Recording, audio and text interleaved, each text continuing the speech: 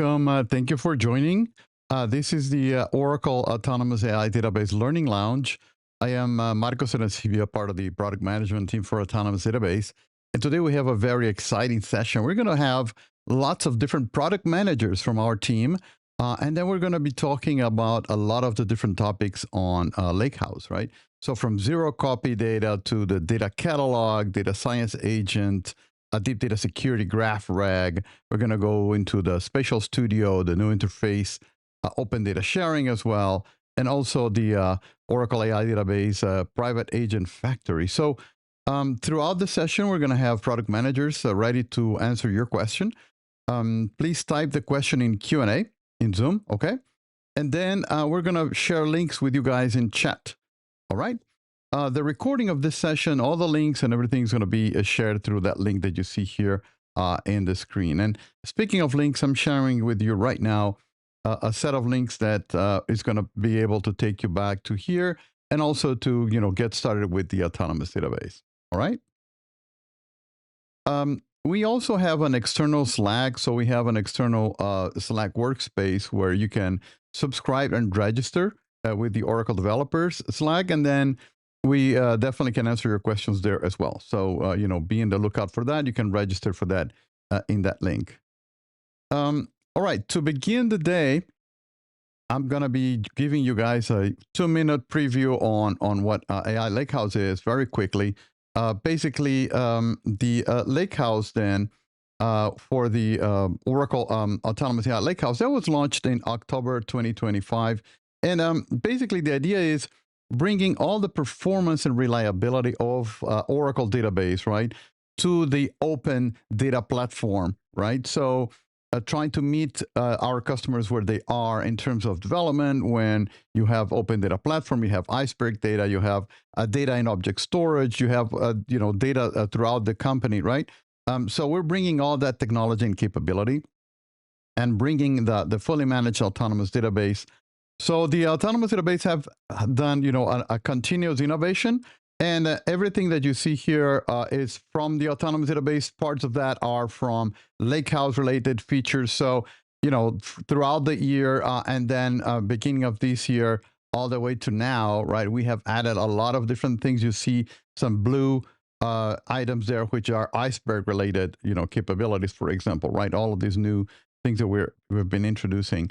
So the AI Lakehouse then has a lot of features, right? Basically running everywhere, all your data catalog, and semantic information, the full power of Oracle. It's AI powered, right? It's got all this development and analytic tooling and governance security, right? So we're going to be showing you throughout the next several sessions each of these portions in detail. But for today, we're doing a quick sample business case, right? So we're going to be showing you the PeakGear Sporting Goods, right? This is a company that has a lot of challenges with data, and it requires a lot of processing of that data, and it needs to that data to be processed so that again good outcomes, right? So unified data structure, they need that. They need embedded data analytic capabilities, central data catalog. So those are the challenges here from this PeakGear company. It's a sporting goods company. And what we're going to be showing you next is the team, how to use AI Lakehouse to solve that, right? So throughout several different of these demos we're going to be showing you, you're going to see Ashish as a senior director of data architecture. I'm going to be playing the role of senior director of marketing. We're going to be seeing Michelle as the enterprise developer, David as the financial operations guy. We're going to see Melly as a business analytics person. Ashish comes back again. And then I'll be finishing up as the AI development strategy person, right? So to begin with, then, we're going to start with Ashish. So Ashish, thank you very much for joining us today. I'm going to be stopping sharing and letting you share your screen and take it away. And thank you. Great. Thanks a lot, Marcos. So I'm playing the role of a senior director for our Lakehouse strategy. And more importantly, I want to talk briefly about our current scenario and how AI Lakehouse is going to help us with getting the sort of business outcomes that we are looking for. We have decided to adopt a medallion architecture So here you see on the left is a multitude of sources. Now, PeakGear has grown both organically as well as inorganically. We have acquired a lot of other businesses. We are in the business of retailing of sporting good equipment. And over the period, we have acquired a lot of other competitors and grown inorganically. So you'll see we have data coming in from various different sources. We have Oracle app sources, Oracle databases, which run certain custom applications.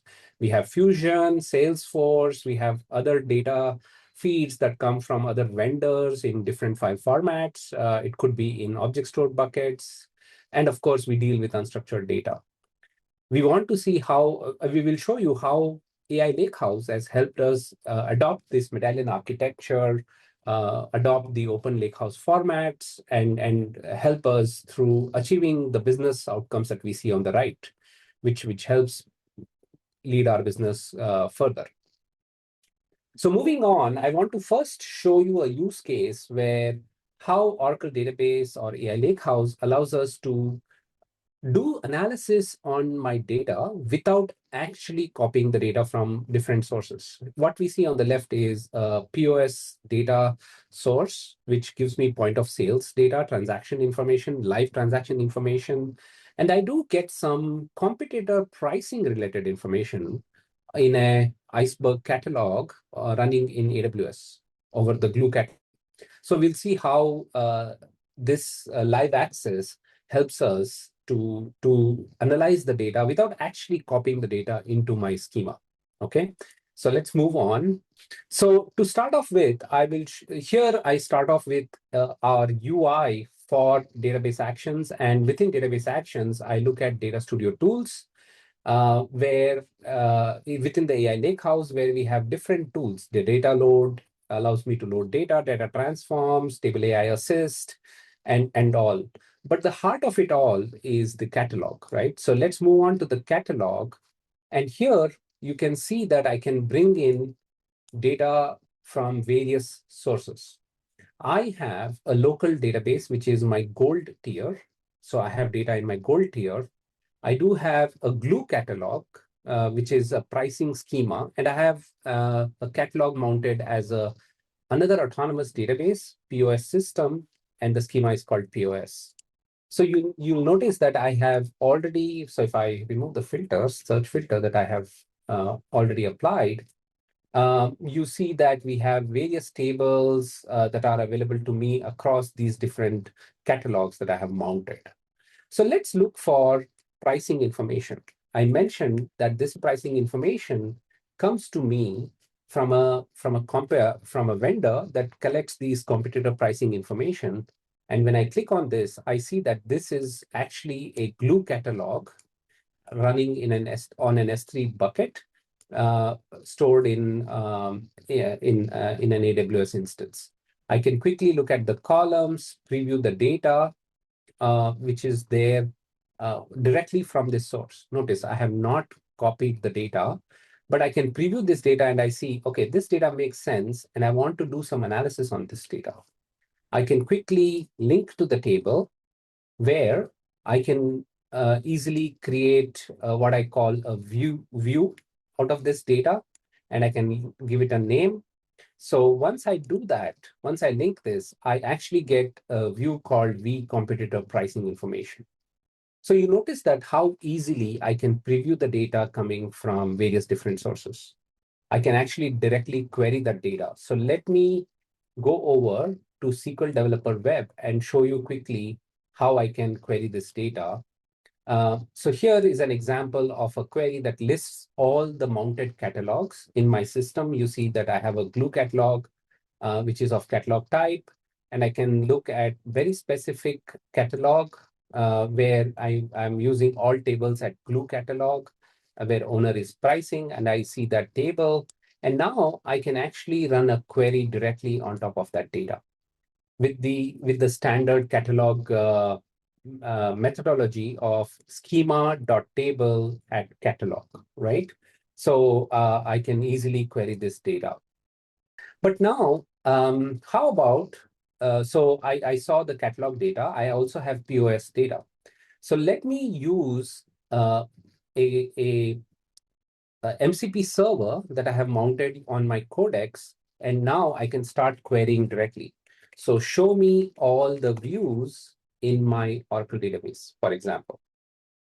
And this will actually run over an MCP server, connect to my Oracle AI Lakehouse instance, and show me the list of views. It's using the database tools to list all the views. What I have done is I've already run this code before just to show you how this thing works, right? So here we see that show me the list of views. It shows the list, and I also see my competitor pricing view. And then I say, show me all the competitor pricing information for December. I get back the result. And now I want to run a analysis. Remember, I'm not just interested in querying the view, but I want to join my POS transactions data that is coming from a live autonomous transaction processing instance.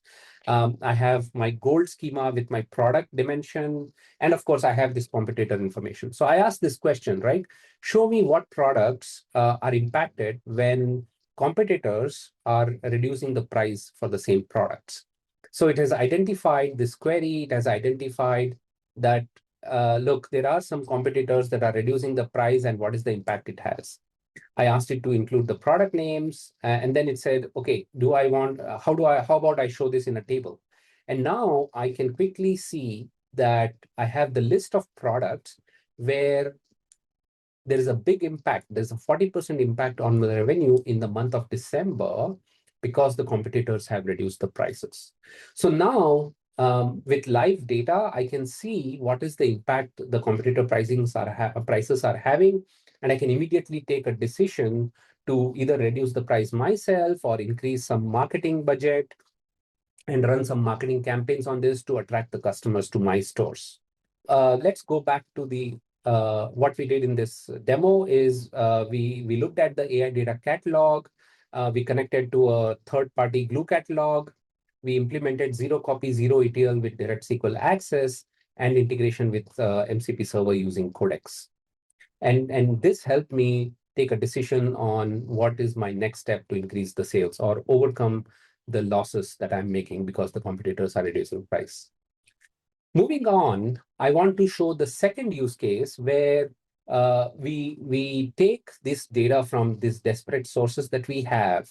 I want to do some real-time or batch processing, read from these sources, load into my bronze tier, which is running on a Oracle AI data catalog, which is again supports open table formats, move the data from bronze to silver and then to gold so that I can prepare my serving layer.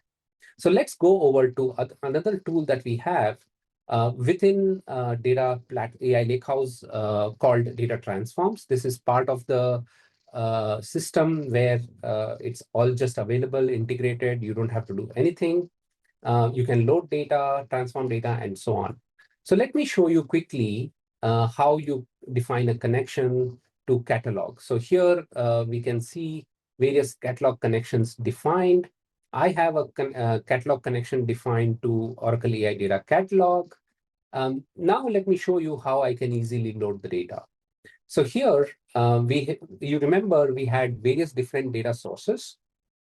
Here I want to show how I can incrementally load data directly from an object store bucket into my data catalog, which is running on bronze tier open source.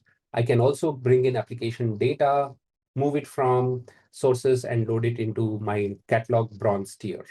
So once I run these data loads, I can further run data flows and I can organize them to specific things like I want to move the data from bronze to silver layer.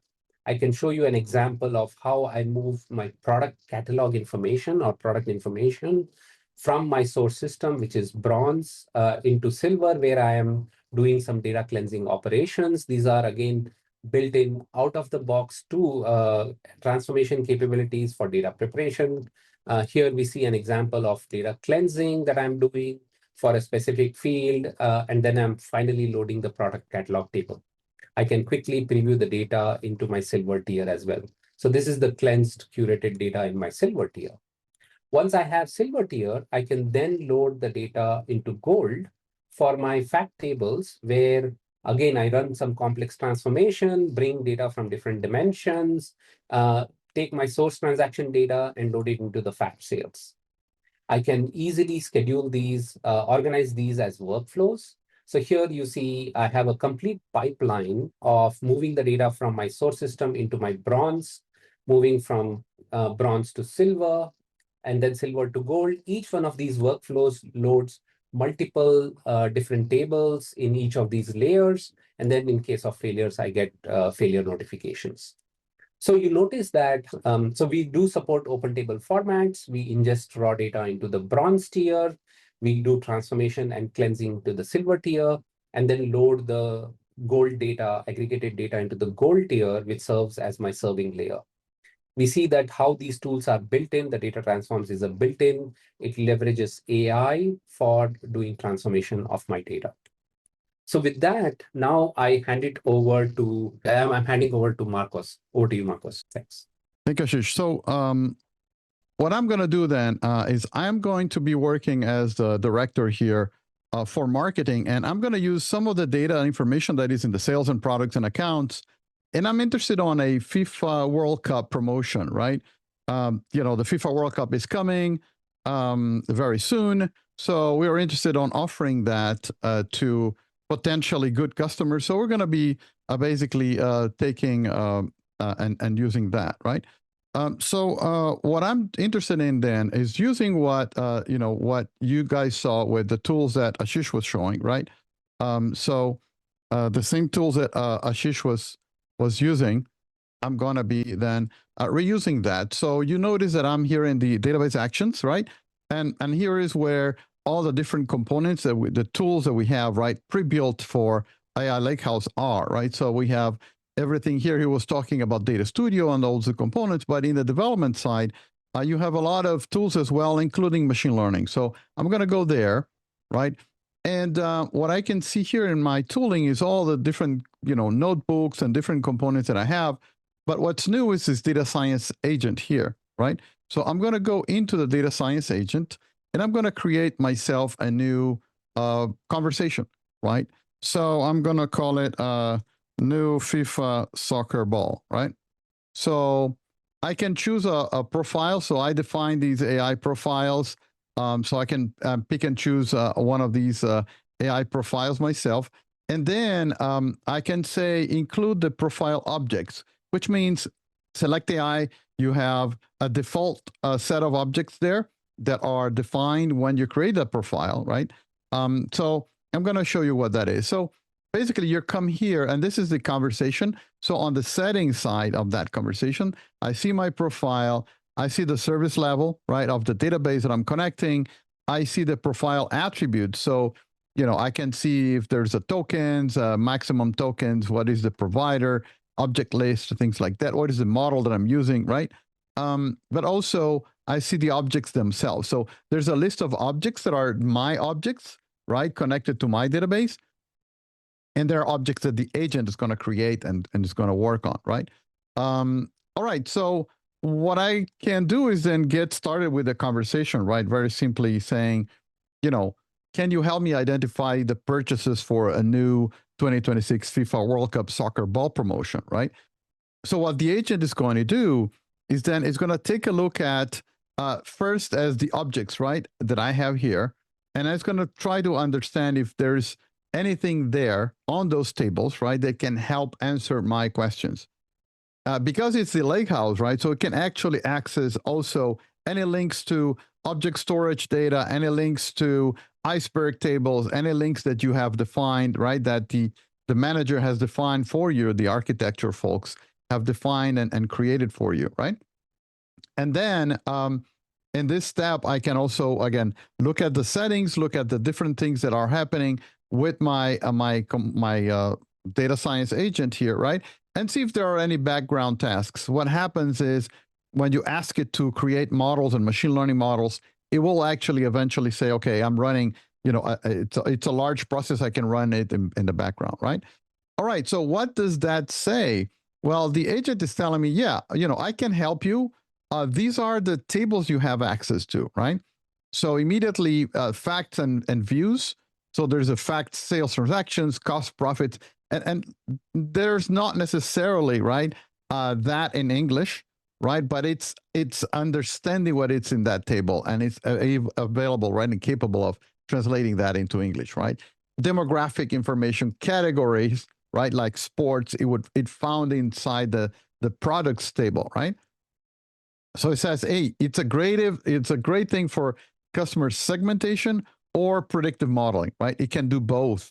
And it's offering me, hey, you can probably step by step browse gold products to find soccer balls, right? And then create a customer level view of joining history and product tables and things like that. And then it's offering me the step by step, right, of that process.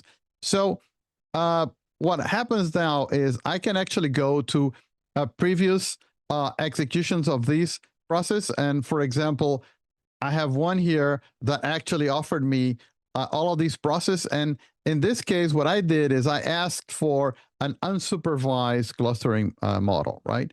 So I was saying, instead of creating like a predictive model, please go and create a cluster model. So it does that, and it tells me, how many customers it finds, and it starts creating the view. So it's saying, okay, I'm training this k-means model.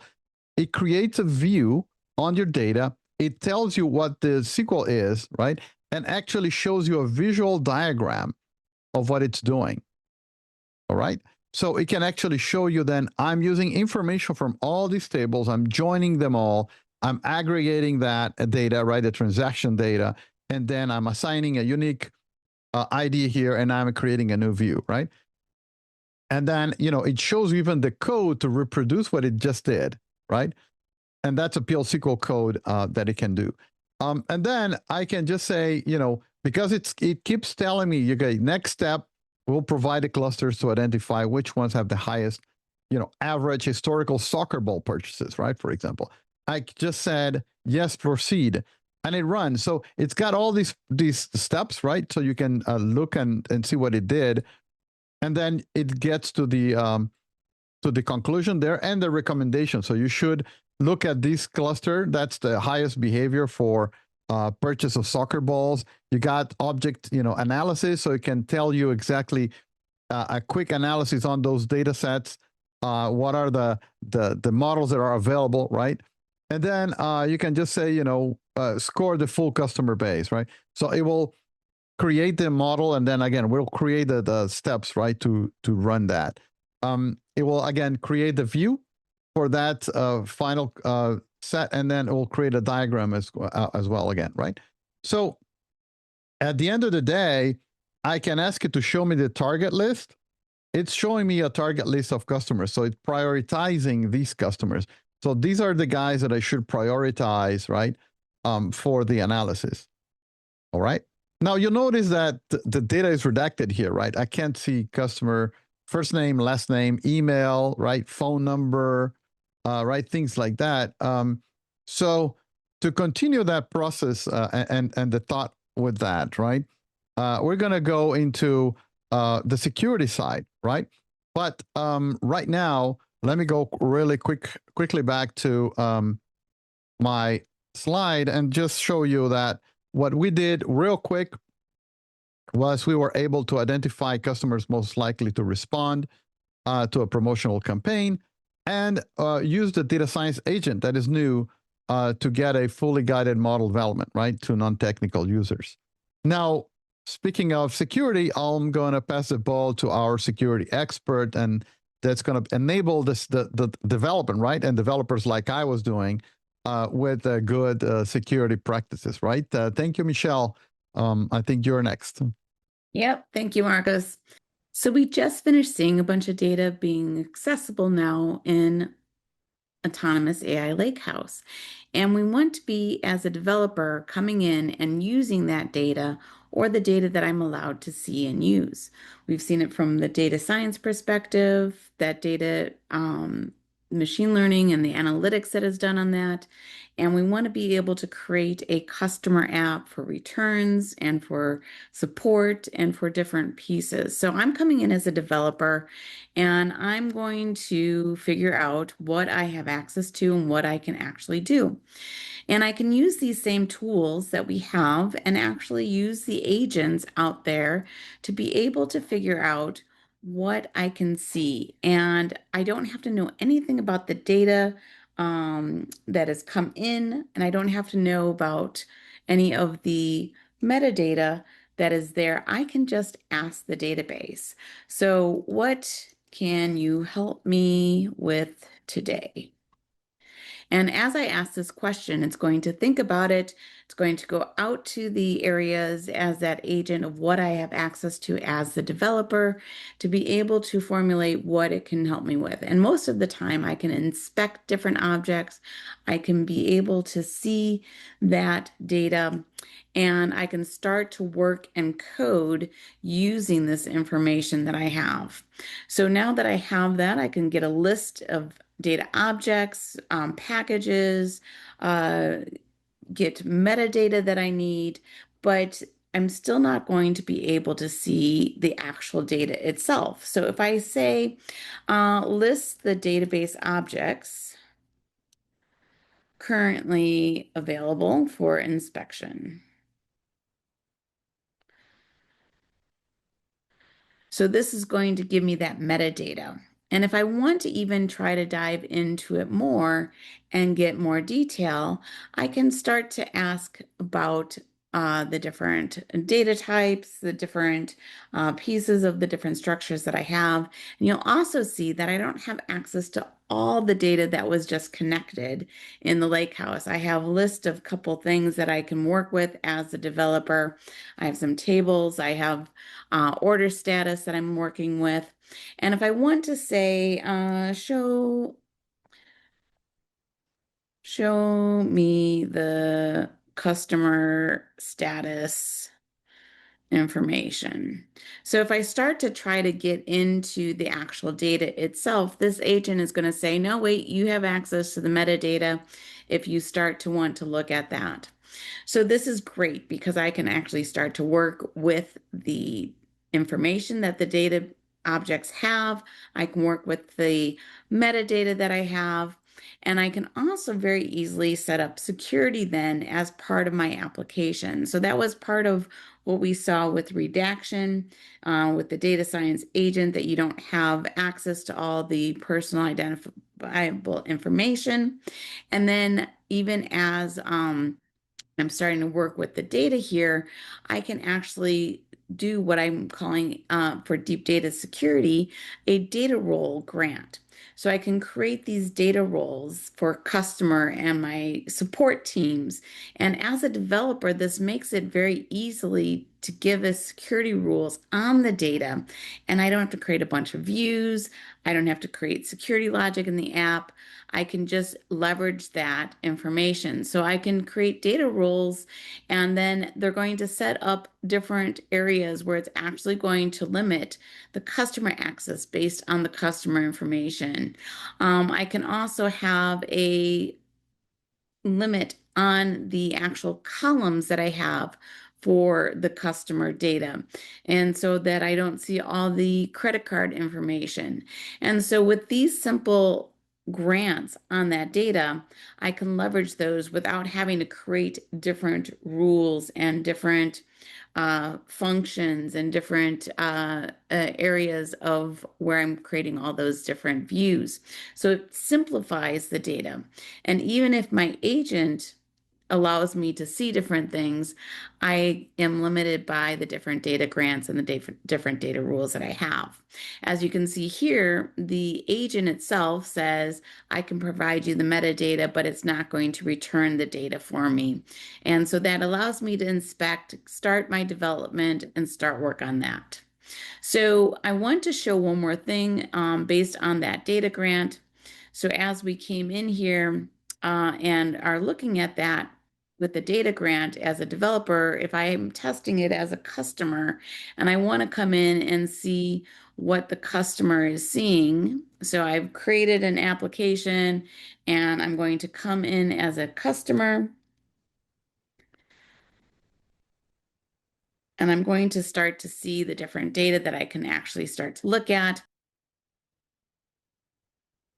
Okay, so now as the customer, I'm going to use the return agent that the developer created and say, I want to return an order.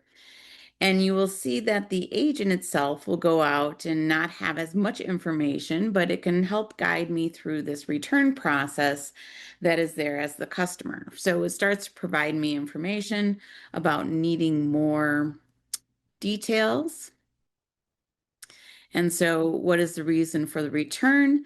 Now, I'm just trying to be a little bit devious and figure things out. And so I want to see what other customers have returned items, orders. Let's try orders. And so it's going to go out again, still following the same process for the agent. And you'll see that the agent has some protection around it that can only assist me with my specific customer request. And so again, knowing that the company has a support site, I'm going to go out to that and try to get some information. Show me all customers.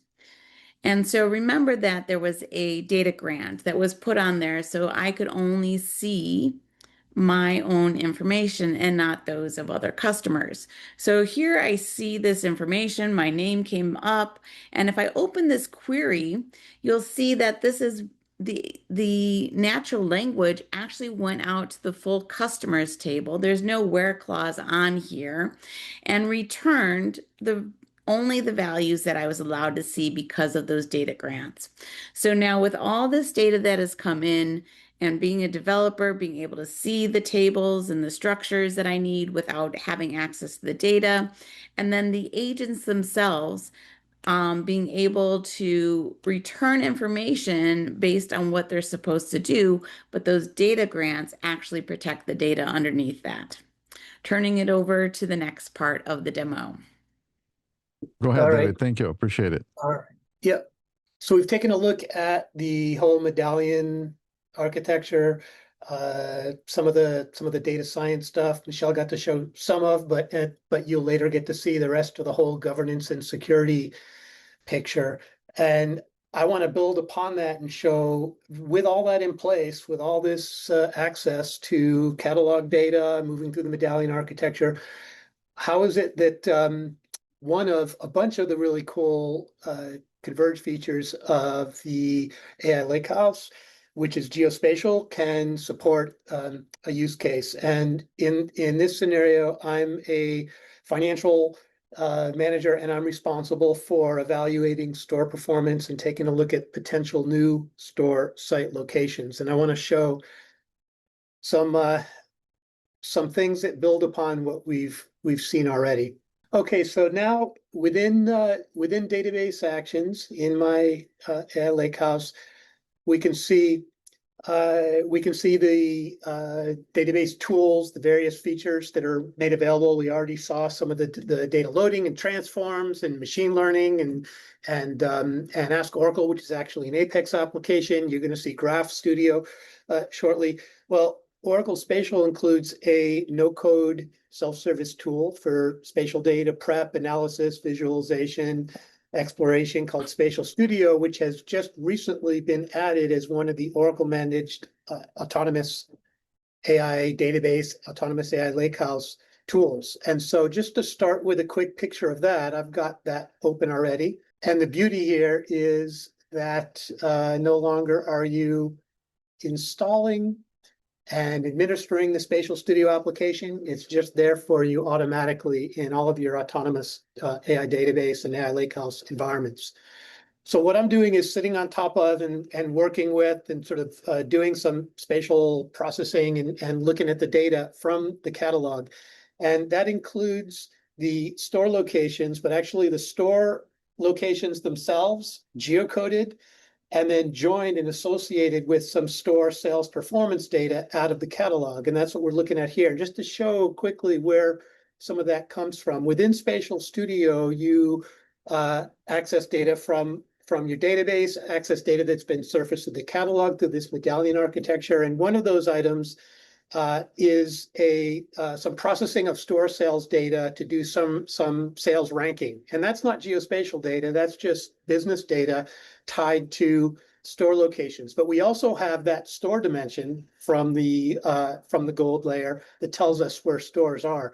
And one of the things Spatial Studio does is it allows you to join any, say, non-spatial business data to a geospatial layer like stores. So I could have lots and lots of different data from my gold layer summarizing different aspects of store performance and immediately get them ready to put in the map simply by joining them to my authoritative store location data that I have in Studio. And that's all we're looking at here. So what we're looking at are the distributor locations as these little icons, and then the store locations that have been symbolized and color-coded according to a couple of the business dimensions. The colors represent the store channel type, and the size represents that sales rank that's based on joining data from the catalog. And here we can see the rank is based on a decile of sales ranking. We have total sales, all stuff that's coming out of the catalog. What I'm looking at in my position is where might I want to incorporate a new distributor? How can the products from these distributors reach our stores? One of the ways we do that is looking at drive time analysis. One of the analyses, many analyses in Spatial Studio is driving reach. And driving reach lets you determine the area reachable within a driving time or driving distance. Now, this Spatial Studio in ADB, you may see that some items are initially disabled, and there's a little tooltip saying to enable all features, including features like this, which use some extra horsepower, you attach to a compute environment. And to do that in Spatial Studio, you simply click here and attach to compute, and everything becomes accessible. So an example of what this looks like here is showing the 5-hour drive time areas of each of our distributors. And I want to associate the collective reachability with all of our stores. One of the other analyses you can do in Spatial Studio is to combine, to aggregate geospatial objects together. And so I can aggregate all these things, all these drive time areas together into this one composite area of reachability to all our current distributors. And then I can do additional analyses to say, well, which of our stores are outside of that area, and then symbolize them according to their sales performance. Here, just using an icon instead of a circle. But the idea is that we can look at the performance of stores that currently can't be reached and decide where might we want to optimize or add a new distributor to support the highest performing stores. Now, one other piece of data that I've added in here is census data. And if we zoom way in here, we are going to see that we've got these census areas, and these census areas are what we can use to associate demographics. If we want to, for example, look at the demographics of areas when we're trying to pick a location for a new store. And that's what I'm going to show, but from the perspective of an AI agent instead of doing that here in Spatial Studio. So we already saw a little bit of what Select AI agent looks like. All of that sort of capability, all of the Gen AI capabilities in Autonomous AI Lakehouse are open season with Spatial. And that's exactly what I've done here for a store citing agent. So if I take a look, and I just ran this a couple minutes ago, and being a little short on time, I'll just show you the summary. What can this agent do? Well, it can assist in looking at potential new store locations by doing an evaluation of where are our current stores within a given distance, and what's the driving distance and drive time to the closest store. Well, it asks, where do you want to evaluate a new store, potential store location? I give it an address. The agent knows how to geocode that address, look in the surrounding area, what's the nearest existing store, so on and so forth. and also look at the sales performance of that closest store. So here, the evaluation within 100 miles is telling me that there's 2 stores within 100 miles. The closest one is over an hour away, gives me information about the sales. Would I like to know information about the demographics? Yes. And then it'll use that census data that I showed behind the scenes to give me some aggregate summarized demographic information about the surrounding area, and then summarize this. Now, the point is that this is one of a whole bunch of different ways of viewing potential store siting locations. It's not meant to just be this sort of spatial agent, but the point is that this agent would be participate in sort of a whole bunch of different agent tools that give a whole 360-degree view of the potential for a new store location. And I'll just close with showing you that what's behind that agent that I just showed you is very, very simple. It's just in this case, a single Select AI agent that uses 2 tools. One of them looks into the proximity of other existing stores. The other looks into demographics. And then that's basically it. It's a single agent using those 2 tools. And each of those tools is simply a spatial function that will geocode the geometry being assessed, look for stores that are nearby, what's the nearest store, it'll assess the driving time and driving distance, all that stuff. And then similarly for the demographics, it's going to look at the census data in the surrounding area. And the point is that there's nothing super complicated or sophisticated about this. This was all just as amenable to surfacing through autonomous the MCP server as it is through the way I showed you with the chat app. But all of the simplicity that you've seen around AI enabling in the Lakehouse in general, full access to all the spatial horsepower that comes along with that. So I'm going to close out now and just give you the quick summary of hopefully what your takeaways are. So the point here is that first, Spatial Studio, no code, simplified access to get geospatial data on a map, explore it, analyze it, get some insights, and then very simple ability to take all that geospatial analytic capability and expose it through AI agents. And with that, I'm going to turn it over to, I believe it's going to be Melly, if I'm not mistaken. Thank you, David. So I am tasked with business analytics, and I'm tasked with saying, okay, how can we make better product recommendations for our customers? So the simplest thing I can do is, of course, let's say there's a customer looking for a baseball pair of gloves that's designed both for comfort and performance. I can take that text, I can compare that with the product catalog information that is an object store that Ashish has curated for me and provided links to. I can compare this with the product catalog information and I can get a set of recommendations. That's all well and good, but this does not include sales information. Like we have so many customers buying so many products. We have all of these patterns of how customers buy products, demographically, which groups of customers are buying which products are bought together. There are all of these data patterns between customers and the products they buy. I would like to use that as well when doing this product recommendation. So I can just go into Autonomous Database and I can open Graph Studio that is integrated into Autonomous AI Lakehouse. And let me just go over to that here. So now you can see here, I can go into my graphs page and now I can create a graph from the customer and sales data. So when I create a graph, I can, let's say, I can select the tables I want to have in the graph because I'm looking at the connection information. I have this information in tables. I want to see how this information is connected with each other using the sales table. So customer and products and connected to each other with sales, with the sales information.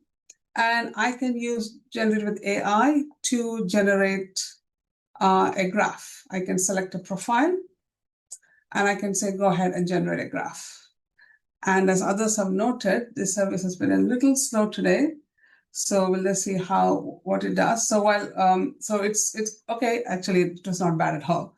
So you can see here that you have customer and product and customer purchase product. So this is the graph model that I wanted. If I wanted something different, I could have made some changes, but now I can go into this notebook and then I can run a query. And this query right now is a SQL query. So graph pattern syntax is part of the SQL 2023 standard, and it's implemented in the Autonomous AI Lakehouse so that I can now visually see things like, okay, this is the product that's been bought by many customers and so on. But if I didn't want to write this code, I'm going to show you how I can use Select AI, and I can go into this Ask Oracle app that my colleagues have been using.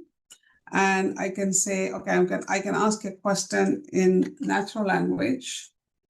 And I can say, okay, find me products that high-income customers have bought that at least one other high-income customer has bought. So I'm looking at how high-income customers are connected by the products they buy. And I get a result here. I can look at the SQL, and the SQL is basically, you can see here it is using the graph syntax. This was generated by Select AI, and then this was run against the database. So now let me go back to my notebook because I'm going to take on a data science persona, and I'm going to say, okay, now I have my graph, I have my product catalog information represented as vector embeddings. I want to combine the two to do some kind of a graph RAG kind of query. Like I want to say, here, this is what I'm looking for, baseball gloves designed for comfort and performance. I also want to combine that with this graph query that tells me how high-income customers are connected based on the products they buy. So I can combine all of this in one query. And when I run this query, so it's combining graph query with vector search. And when I do that, you can see this result here, and I've highlighted this particular product because it's connected to a lot of these high-income customers. So this sounds like a good product to recommend. And I'm just running this query a little differently so instead of having a visual representation, I want to show how you can basically look at this programmatically and then use this in other parts of your application.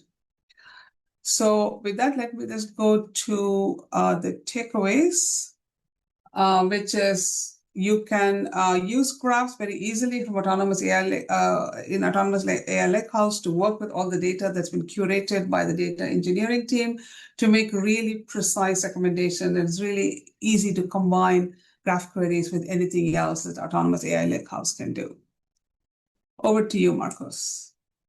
All right. So our last speaker of this session is going to be Ashish. All right. So take it away, Ashish. Thank you. Thanks, Marcos. So let's look at, we looked at how we curated the data from different sources. We created a gold tier. We are able to do analysis with security and governance. We are able to do spatial analysis. We are able to do graph analysis. But look, we want to also share this data with our stores so that they can manage their inventory well, right? So all of this curation has to have value, and we look at how we can easily share current inventory information to each of the stores so that they can make better business decisions, okay? So here, I'm back to my Data Studio page, and where we have these tools, what I'm going to use now is data share, okay? So once we come over to the data share page, I can either be a provider for share or I can consume. I can be a recipient for a share. Here I'm going to show how I can publish a share to my store managers who use PowerBI for daily inventory management. How we can easily create a share. We can provide a share like sample inventory to store managers, right? I can give some description. And then I can share this in two different ways. One is using the open delta sharing format, or I can directly live share an Oracle Autonomous AI Lakehouse table, okay? In this case, I want to use using the open delta sharing format. So I choose my delta share storage bucket. I can schedule this to run every hour, days, or minute. As and when my gold data refreshes, I want to schedule it. For now, I'm not going to enable scheduling. And then I can choose what tables or views I want to share.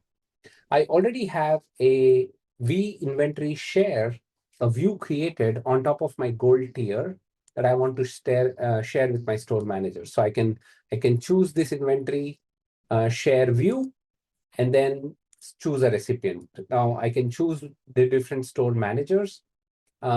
These delta sharing formats have an open sharing protocol, and a very specific detail is shared with each of my store managers. I can easily send them an email link for the the download link for the delta sharing that I'm creating here. I can copy it and share it with them individually as well.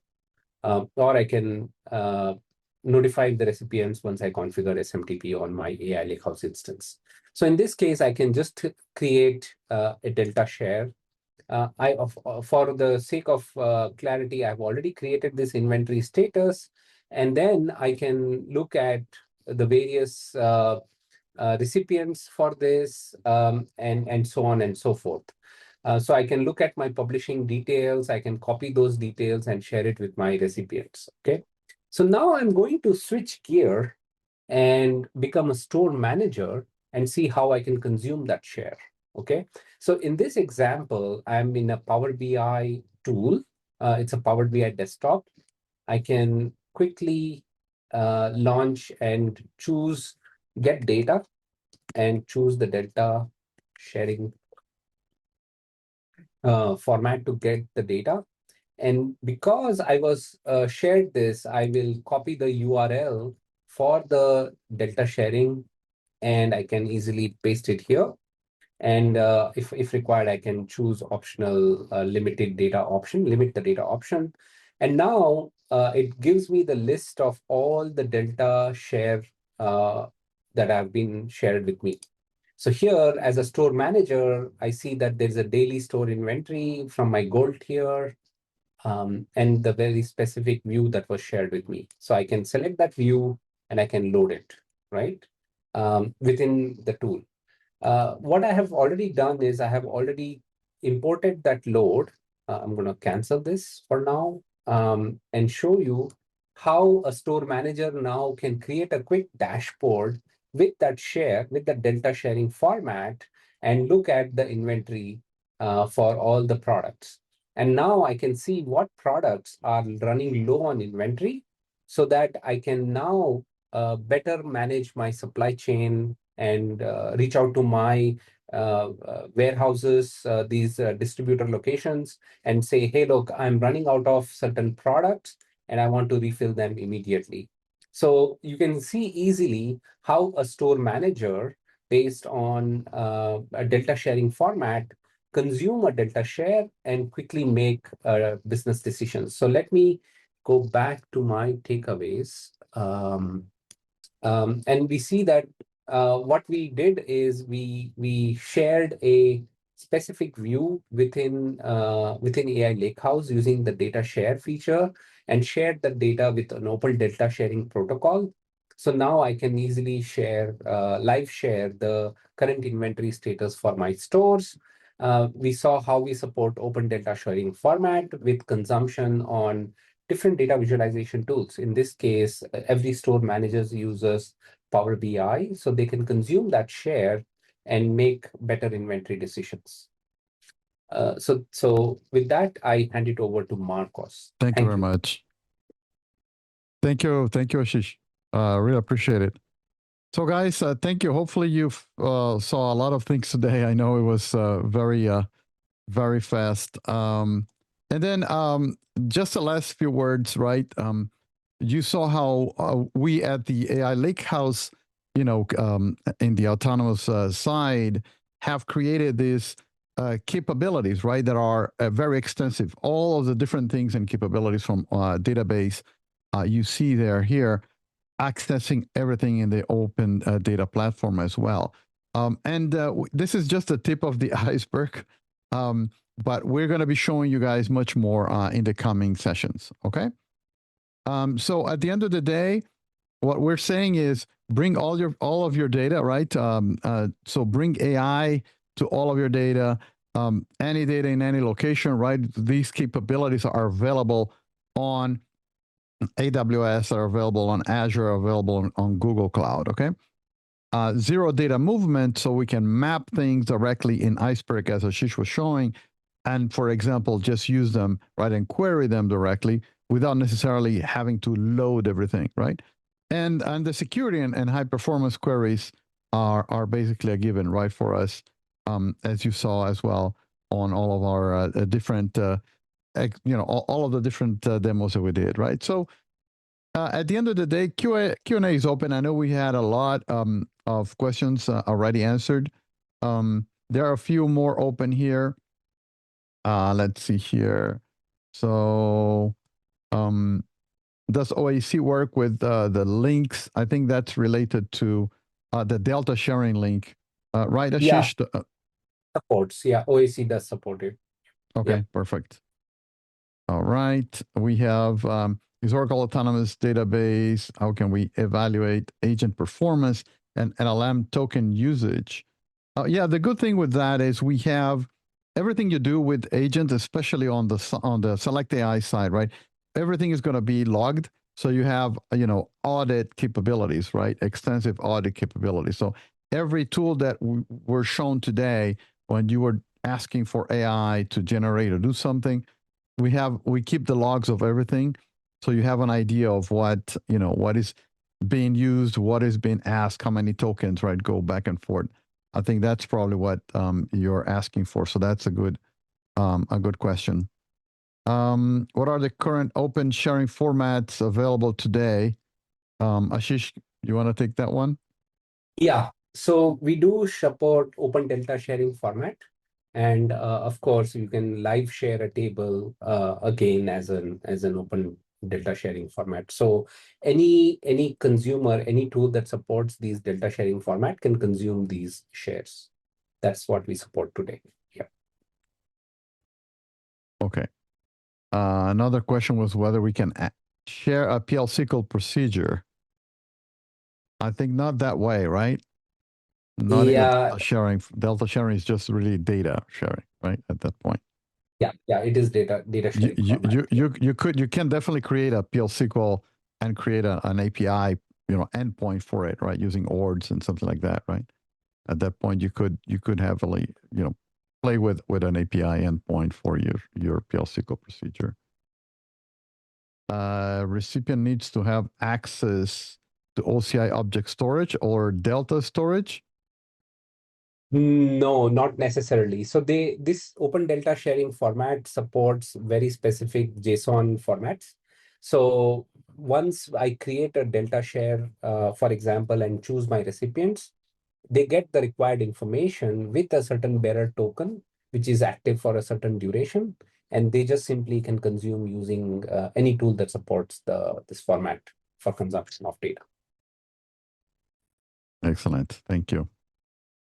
And would you be able to create a recorded demo of the things you showed today? Yes. So the idea was for that. So this to serve as a recording of all the different components that we have. We're going to add a few more things as well, right, over the course of the next few sessions. Thank you. All right. Okay, guys. So thank you very much again. It was great. I'll keep the Q&A open for a few more minutes. We shared a lot of links with you guys in the chat, right? I think you guys got an overwhelming number of links. So we're going to make sure that the links are all available here. Okay, if you go back to this site, right, oracle.com/go/adb-learning-lounge, the links are going to be there, right? The main links. And then on each session that you click on the replay, I'm going to have all the links for today, for example, in the recording of that session. Okay. So you're going to be able to see all of that there. And okay. So again, thank you very much. Thank you, my product managers. Thank you guys for joining today. I'm going to kick us out to a quick little bit of 1 minute countdown. But in the meantime, again, a Q&A is still open. If you guys have still questions, please feel free to add those there. Okay. All right.